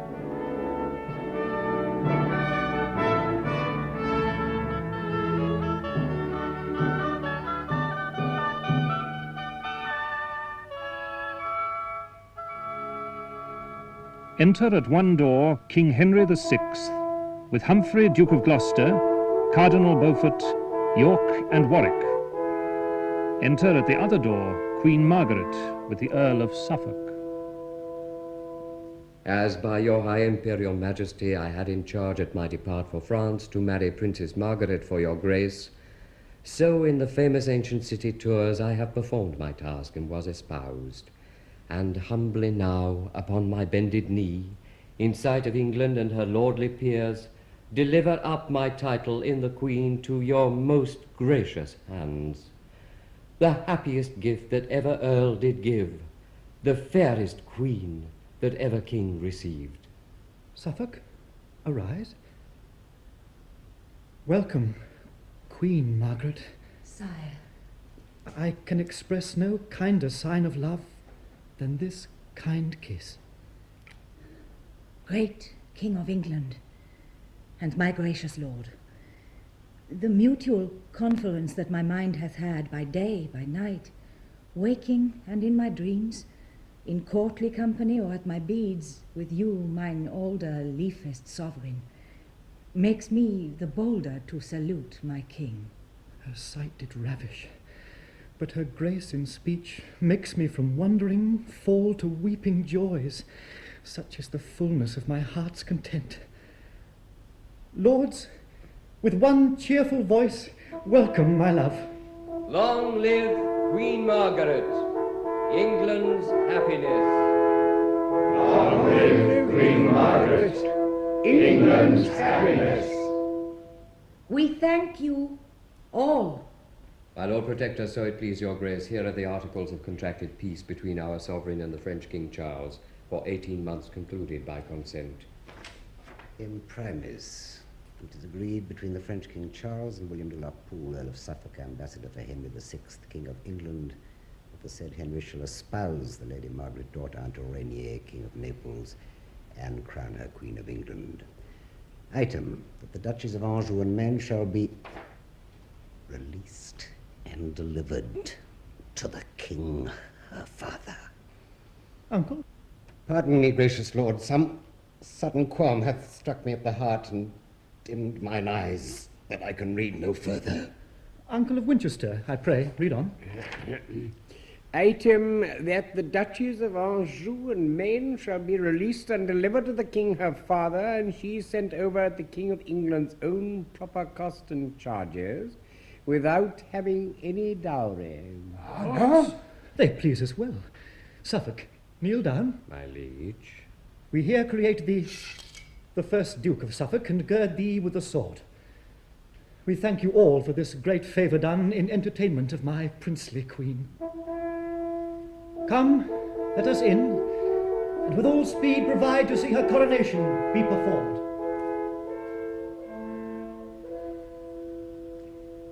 Brave peers of England, pillars of the state, to you, Duke Humphrey must unload his grief. Your grief, the common grief of all the land. What? Did my brother Henry spend his youth to conquer France, his true inheritance? Have you yourselves, brave Duke of York, victorious Warwick, received deep scars in France and Normandy? Or hath mine uncle Beaufort, and myself, with all the learned counsel of the realm, studied so long, sat in the council house early and late, debating to and fro how France and Frenchmen might be kept in awe, and had his highness in his infancy crowned in Paris, in despite of foes? And shall these labours and these honours die? O peers of England, shameful is this league, fatal this marriage, cancelling your fame, undoing all, as all had never been. Gloucester, what means this passionate discourse? For France 'tis ours, and we will keep it still. Aye, uncle, we will keep it if we can. But now it is impossible we should. Suffolk, the new-made duke that rules the roast, hath given the Duchies of Anjou and Maine unto the poor King Rainier. These counties were the keys of Normandy. But wherefore weep you, Warwick? Speak and say. For grief that they are past recovery. Anjou and Maine. Myself did win them both, and other cities that I got with wounds delivered up again with peaceful words. Mort Dieu. What says the Duke of York? For Suffolk's Duke, may he be suffocate, that dims the honour of this warlike isle. I never read but England's kings have had large sums of gold and dowries with their wives, and our King Henry gives away his own to match with her that brings no vantages. A proper jest, and never heard before, that Suffolk should demand a whole 15th for costs and charges in transporting her. She should have stayed in France, and starved in France, before I will agree unto... Lord of Gloucester, now you grow too hot. It was the pleasure of my lord the king. My lord of Winchester, I know your mind. 'Tis not my speeches that you do mislike, but 'tis my presence that doth trouble you. I see thy fury. If I longer stay, we shall begin our ancient bickerings. Lordings, farewell, and say when I am gone, I prophesied France will be lost ere long. So there goes our protector in a rage. 'Tis known to you he is mine enemy, nay more, an enemy unto you all, and no great friend I fear me to the king. Consider, lords, he is the next of blood and heir apparent to the English crown. Look to it, lords. Let not his smoothing words bewitch your hearts. Be wise and circumspect. What though the common people favour him, calling him Humphrey, the good Duke of Gloucester, clapping their hands and crying with loud voice, Jesu maintain the good Duke Humphrey.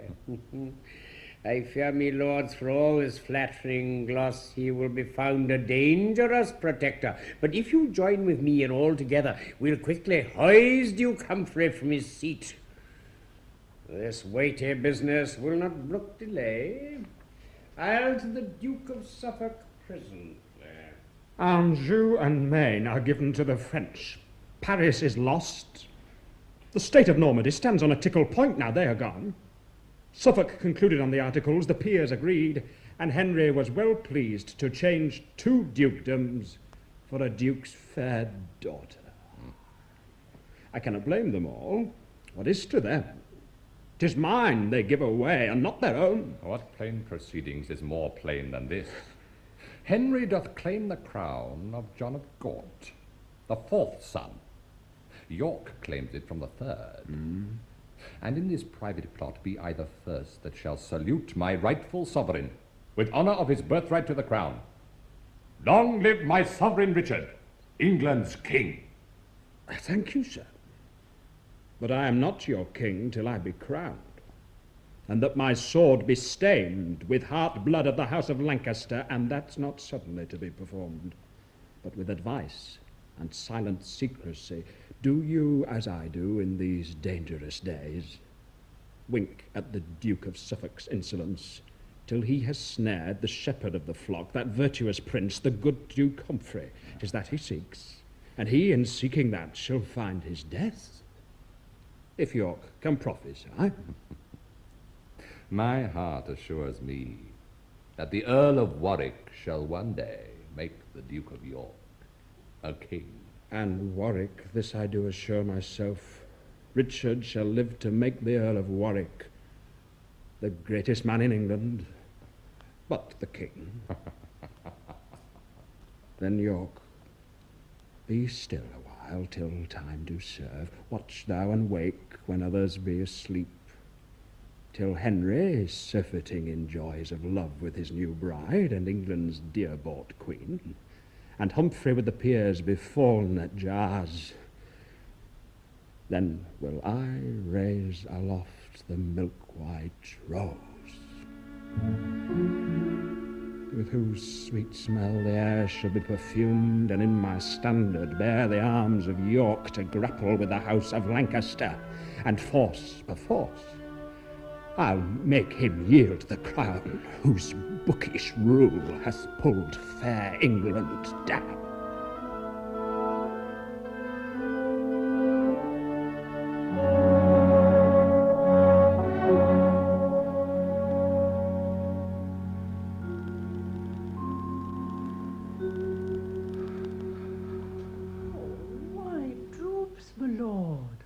Like overripened corn hanging the heads at Ceres' plenteous load. Why doth the great Duke Humphrey knit his brows, as frowning at the favours of the world? Why are thine eyes fixed to the sun and earth? What seest thou there? King Henry's diadem, enchased with all the honours of the world? If so, gaze on, and grovel on thy face, until thy head be circled with the same. Put forth thy hand, reach at the glorious gold. Oh, Nell, sweet Nell, if thou dost love thy lord, banish the canker of ambitious thoughts. My troublous dream this night doth make me sad. What dreamed, my lord? Tell me. and I'll requite it with sweet rehearsal of my morning's dream. Methought this staff, mine office badge in court, was broken twain, and as I think, 'twas by the cardinal. And on the pieces of the broken wand were placed the heads of Suffolk and of York. This was my dream. What it doth bode, God knows. Tut, this was nothing but an argument, that he that breaks a stick of Gloucester's grove shall lose his head for his presumption. But list to me, my Humphrey, my sweet Duke. I dreamed I sat in seat of majesty in the Cathedral Church of Westminster, where Henry and Dame Margaret kneeled to me, and on my head did set the diadem. Nay, Eleanor, then must I chide outright. Oh. Art thou not second woman in the realm, and the Protector's wife, beloved of him? And wilt thou still be hammering treachery to tumble down thy husband and thyself? Away from me, and let me hear no more. What, my lord? Are you so choleric with Eleanor for telling but her dream? Next time I'll keep my dream unto myself and not be checked. Nay, be not angry. I am pleased again. My Lord Protector, 'tis His Highness' pleasure you do prepare to ride unto St. Albans, whereas the King and Queen do mean to hawk. I go. Come, Nell, and thou wilt ride with us? Yes, my good lord, I'll follow presently. Come, fellow, and lead us to his majesty. Yes, my lord. Follow I must. I cannot go before while Gloucester bears this base and humble mind. When are you there? Sir John? Yes. Nay, fear not, man, we are alone. Here's none but thee and I. Jesus preserve your royal majesty. What sayest thou? Majesty? I am but grace. But by the grace of God and Hume's advice, your grace's title shall be multiplied. What sayest thou, man? Hast thou as yet conferred with Marjorie Jordan, the old witch of Rye, and Roger Bolingbroke, the conjurer? This they have promised, to show your highness a spirit raised from depth of underground, that shall make answer to such questions as by your grace shall be propounded him. It is enough. I'll think upon the questions when from St. Albans we do make return. Here, Hume, take this reward. Make merry, man, and so farewell until we meet tonight. Hume must make merry with the Duchess Gold. Marry and shall. Dame Eleanor gives gold to bring a witch. Gold cannot come amiss were she a devil. Yet have I gold flies from another coast. I dare not say from the rich cardinal and from the great and new-made Duke of Suffolk, yet I do find it so. For to be plain, they, knowing Dame Eleanor's aspiring humour, have hired me to undermine the Duchess and buzz these conjurations in her brain. Well, so it stands, and thus I fear at last Hume's knavery will be the Duchess' rack, and her attainder will be Humphrey's fall. Sort how it will, I shall have gold for all.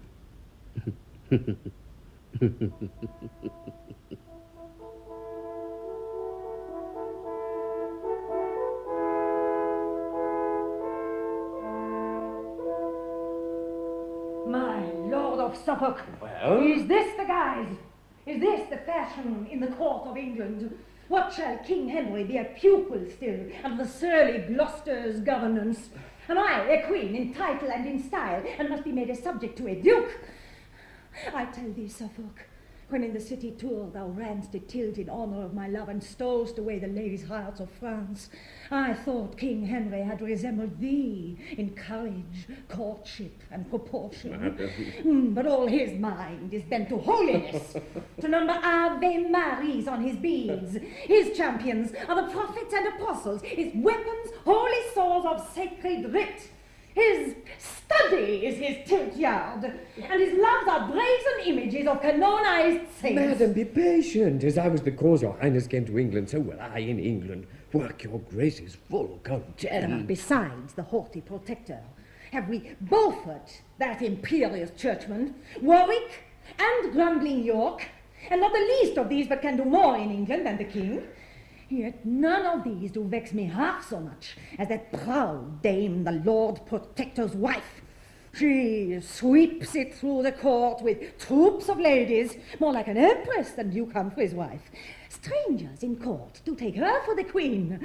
Shall I not live to be avenged on her, contemptuous, base-born callet as she is? Madam, myself have lined a bush for her, and placed a choir of such enticing birds that she will like to listen to the lays, and never mount to trouble you again.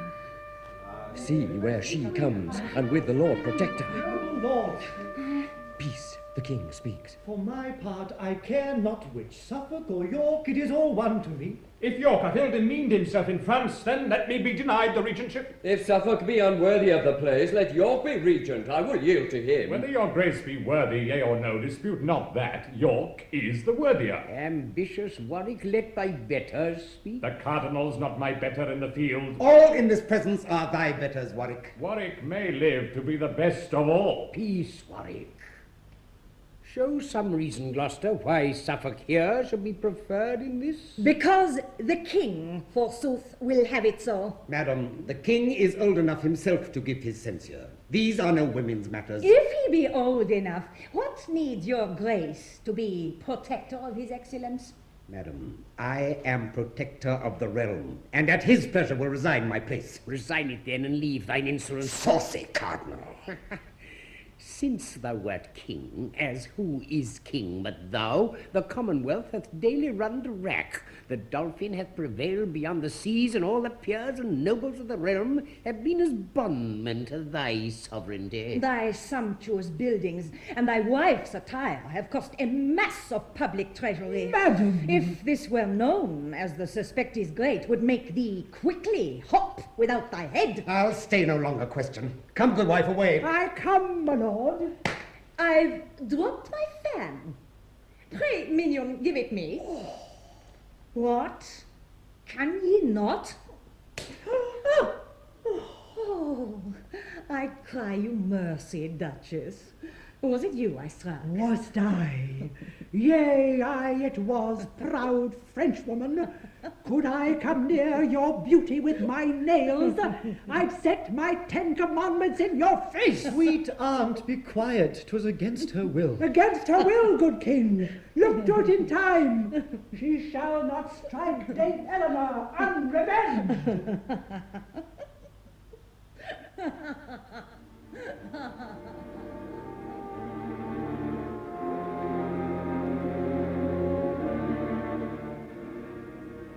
Master Hume, we are provided. Will her ladyship behold and hear our exorcisms? Aye, what else? Fear you not her courage. I have heard her reported to be a woman of an invincible spirit. But it shall be convenient, Master Hume, that you be by her aloft, while we be busy here below. And so I pray you go in God's name and leave us. I am gone. Mother Jordan, Yea, master. be you prostrate. Grovel on the earth. Have you the answers ready? Yea, Master Bolingbroke. On this paper. Then let us to our work and do the ceremonies belonging. Conjure te, orientis princeps Belzeba, inferni ardentis monarcha, et demogo. I come, good Master Hume, and welcome all. To this gear, the sooner the better. Patience, good lady. Wizards know their times. Deep night, dark night, the silent of the night, the time when screech owls cry and bandogs howl, and spirits walk, and ghosts break up their graves. That time best fits the work we have in hand. Madam, sit you and fear not. Whom we raise, we will make fast within this hallowed verge. It thunders and lightens terribly.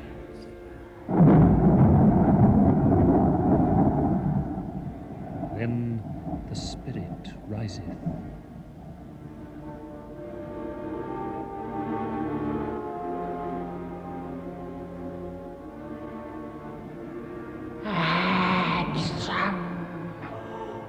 Asnath, I conjure thee by the eternal God, whose name and power thou tremblest at, answer that I shall ask. Ask what thou wilt. First, of the king, what shall of him become? The Duke yet lives, that Henry shall depose, but him outlive and die a violent death. What fates await the Duke of Suffolk?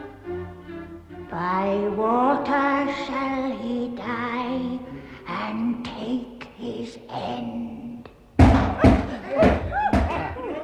Lay hands upon these traitors and their trash. Well, damn, I think we watched to it an inch. What, madam, are you there? The King and Commonweal are deeply indebted for this piece of play. My Lord Protector will, I doubted not, see you well guerdon for these good deserts. Not half so bad as thine to England's king, injurious duke, that threatest wears no cause. Oh, true, madam, none at all. What call you this?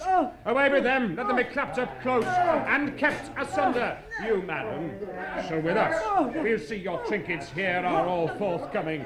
All away! Lord Suffolk, methinks you watched her well. A pretty plot, well chosen to build upon. I pray thee, York, let's see the devil's writ. What have we here? The Duke yet lives that Henry shall depose, but him outlive and die a violent death.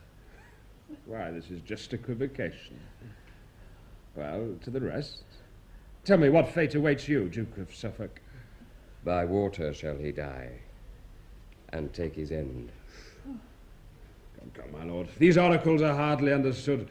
The king is now in progress towards St. Albans. With him, the husband of this lovely lady. Hither go these news as fast as horse can carry them. A sorry breakfast for my Lord Protector.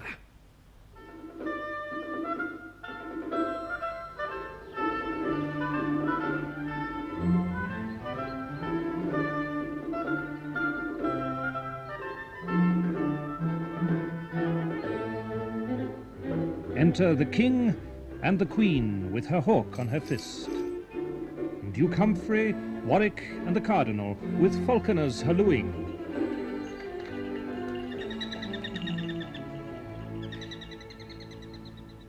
Believe me, lords, for flying at the brook I saw not better sport these 7 years' day. What a point, my love, your falcon made, and what a pitch you flew above the rest, to see how God in all his creatures works. Yea, man and birds are fain of climbing high.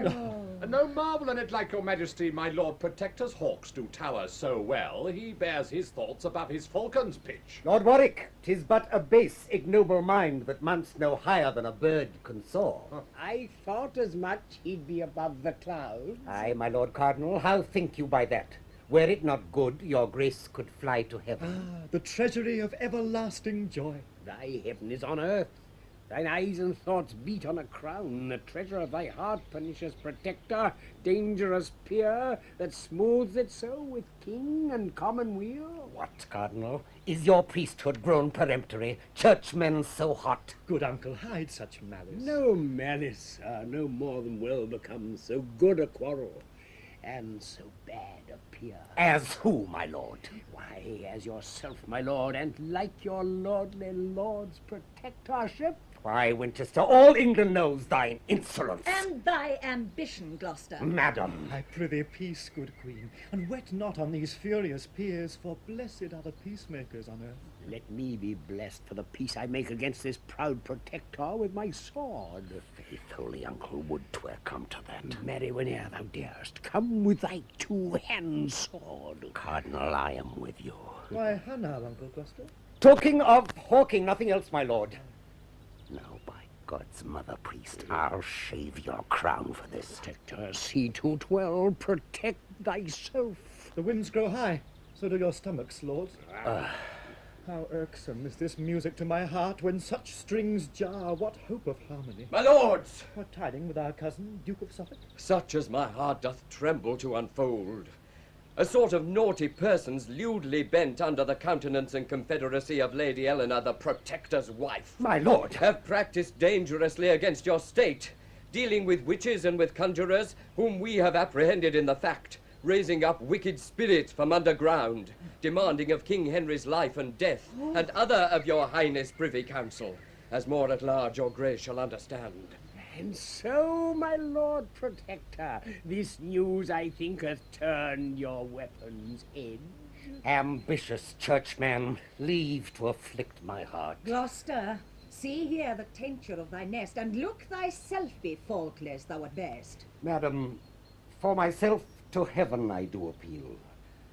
How I have loved my king and commonweal. And for my wife I know not how it stands. Sorry I am to hear what I have heard. Noble she is, but if she have forgot honor and virtue and conversed with such, I banish her my bed and company and give her as a prey to law and shame that hath dishonored Gloucester's honest name. Well, for this night we will repose us here. Tomorrow toward London, back again to look into this business thoroughly and call these foul offenders to their answers.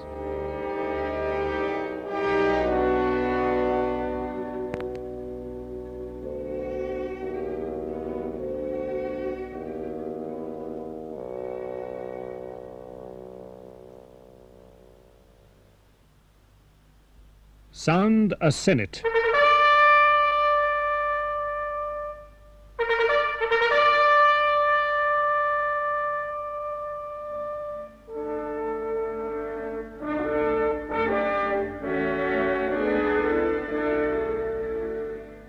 Enter to the Parliament 2 heralds before, then the Duke of Suffolk, the Duke of York, and the Cardinal of Winchester, and then the King and Queen.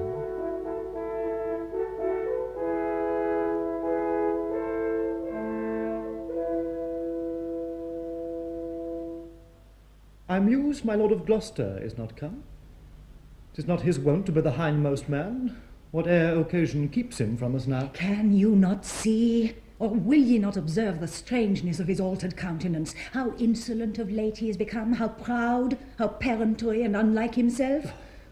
Small curs are not regarded when they grin, but great men tremble when the lion roars, and Humphrey is no little man in England. First note that he is near you in descent, and should you fall, he is the next will mount. Now 'tis the spring, and weeds are shallow-rooted. Suffer them now, and they'll o'ergrow the garden and choke the herbs for want of husbandry. The reverend care I bear unto my lord made me collect these dangers in the Duke.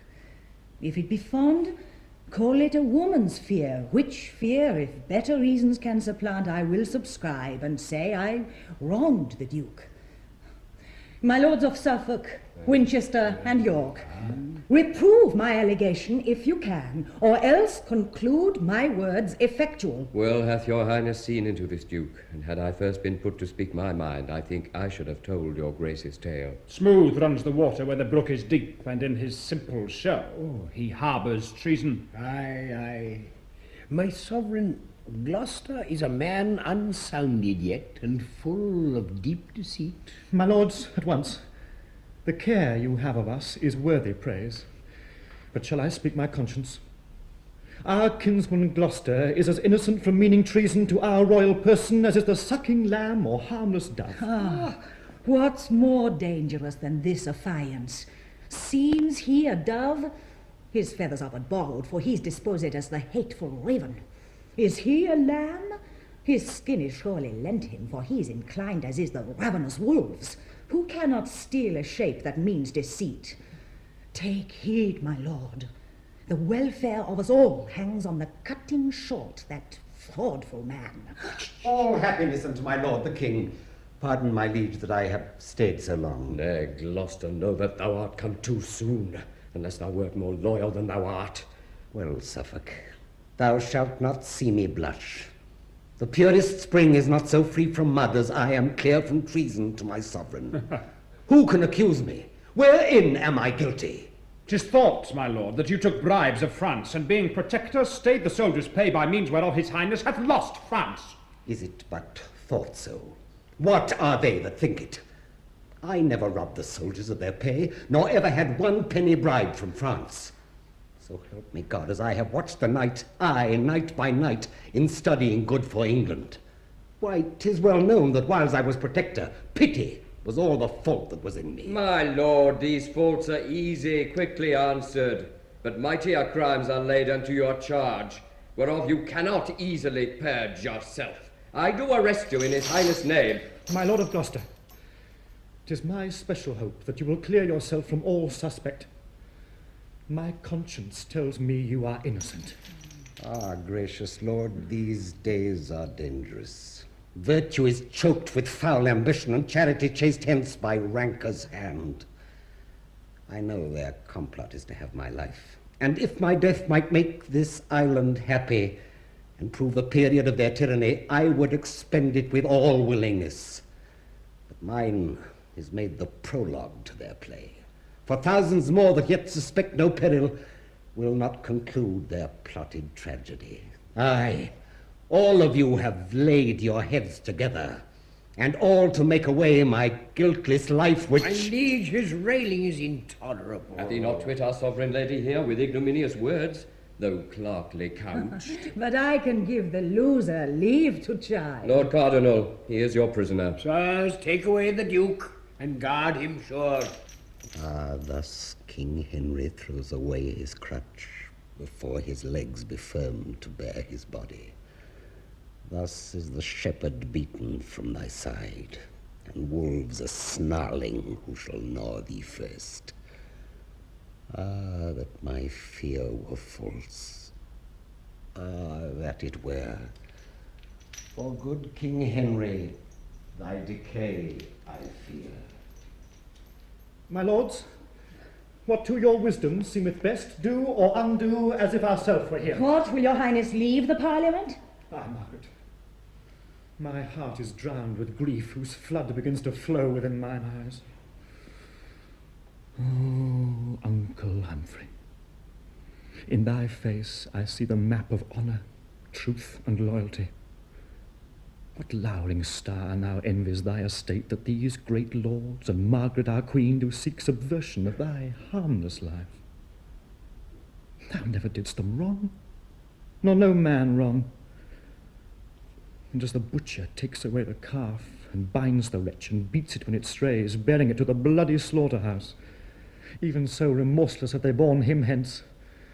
And as the dam runs lowing up and down, looking the way her harmless young one went, and can do naught but wail her darling's loss, even so myself bewails good Gloucester's case. With sad, unhelpful tears and with dimmed eyes look after him, and cannot do him good.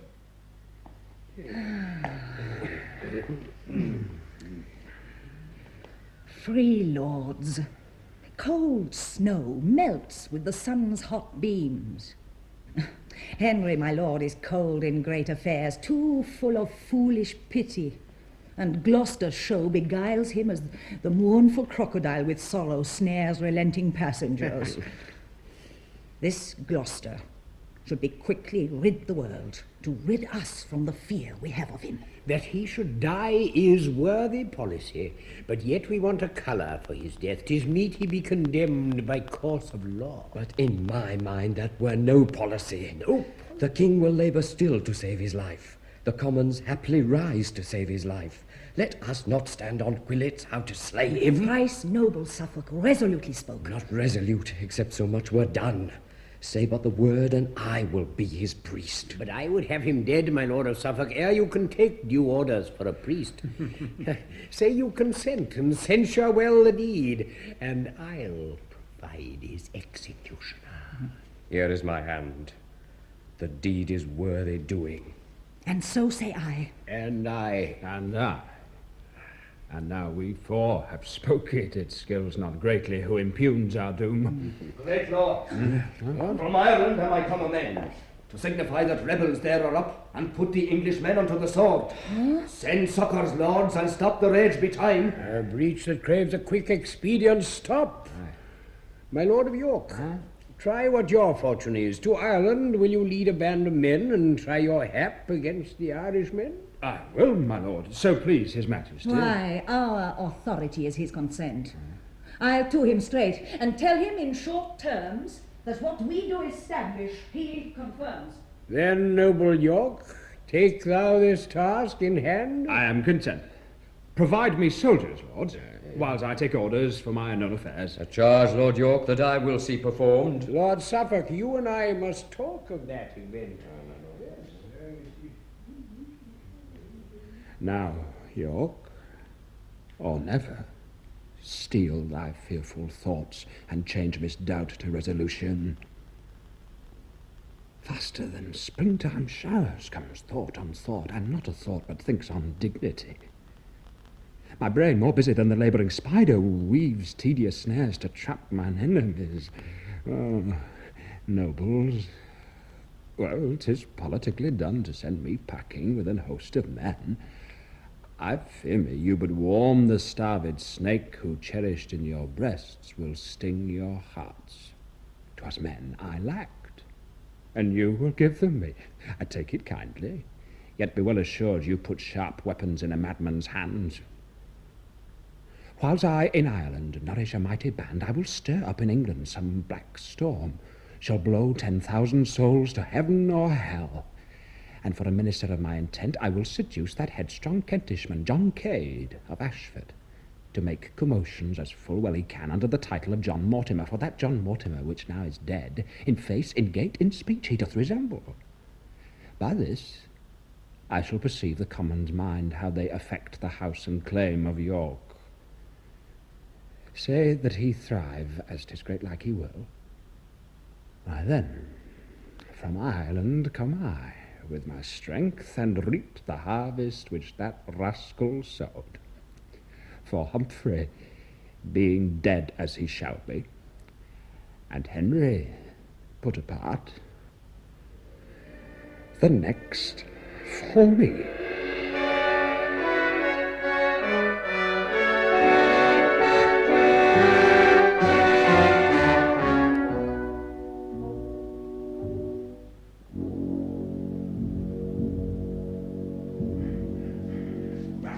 To my Lord of Suffolk, let him know we have dispatched the Duke, as he commanded. Oh, that it were to do. What have we done? Didst ever hear a man so penitent? Here comes my lord. Now, sirs, have you dispatched this thing? Aye, my good lord. He's dead. Why, that's well said. Go, get you to my house. I will reward you for this venturous deed. The king and all the peers are here at hand. Have you laid fair the bed? Is all things well, according as I gave directions? 'Tis, my good lord. Away! Begone! The king approaches. Go call our uncle to our presence straight. Say we intend to try his grace today, if he be guilty, as 'tis published. I'll call him presently, my noble lord. Lords, take your places. And I pray you all proceed no straighter against our uncle Gloucester than from true evidence of good esteem he be approved in practice culpable. Pray God he may acquit him of suspicion. I thank thee, Meg. Thy words content me much. My lord. How now? Why look'st thou pale? Why tremblest thou? Where is our uncle? What's the matter, Suffolk? Dead in his bed, my lord. Oh. Gloucester is dead. Marry, God forfend. God's secret judgment. I did dream tonight the Duke was dumb and could not speak a word. How fares my lord? Help, lords, the king is dead. Rear up his body. Ring him by the nose. Help! Oh, Henry, open eyes. He doth revive again, madam, be patient. Oh, heavenly God. How fares my gracious lord? Comfort, my sovereign, gracious Henry, comfort. What? Doth my Lord of Suffolk comfort me? Lay not thy hands on me. No. Forbear, I say. Their touch affrights me as a serpent's sting. Why do you rate my Lord of Suffolk thus? Although the Duke was enemy to him, yet he most Christian-like laments his death. Oh, woe is me for Gloucester, a wretched man. Be woe for me, more wretched than he is. What? Dost thou turn away and hide thy face? I am no loathsome leper. Look on me. Is all thy comfort shut in Gloucester's tomb? Why then Dame Margaret was ne'er thy joy. Erect his statue and worship it, and make my image but an alehouse sign. What noise is that? Warwick, what brings you here? It is reported, mighty sovereign, the good Duke Humphrey traitorously is murdered by Suffolk and the Cardinal Beaufort's means. The commons, like an angry hive of bees that want their leader, scatter up and down and care not who they sting in his revenge. Myself have calmed their speenful mutiny until they hear the order of his death. That he is dead, good Warwick, 'tis too true. Enter his chamber, view his breathless corpse, and comment then upon his sudden death. That shall I do, my liege. O thou that judgest all things, stay my thoughts that labour to persuade my soul some violent hands were laid on Humphrey's life. If my suspect be false, forgive me, God, for judgment only doth belong to thee. Come hither, gracious sovereign. View this body.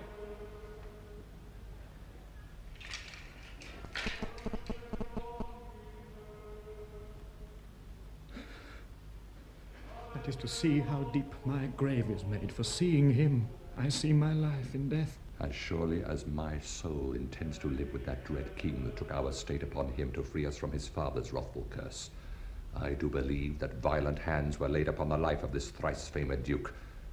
See how the blood is settled in his face. Oft have I seen a timely parted ghost of ashy semblance, meagre, pale, and bloodless. But see, his face is black and full of blood. His eyeballs further out than when he lived, staring full ghastly like a strangled man.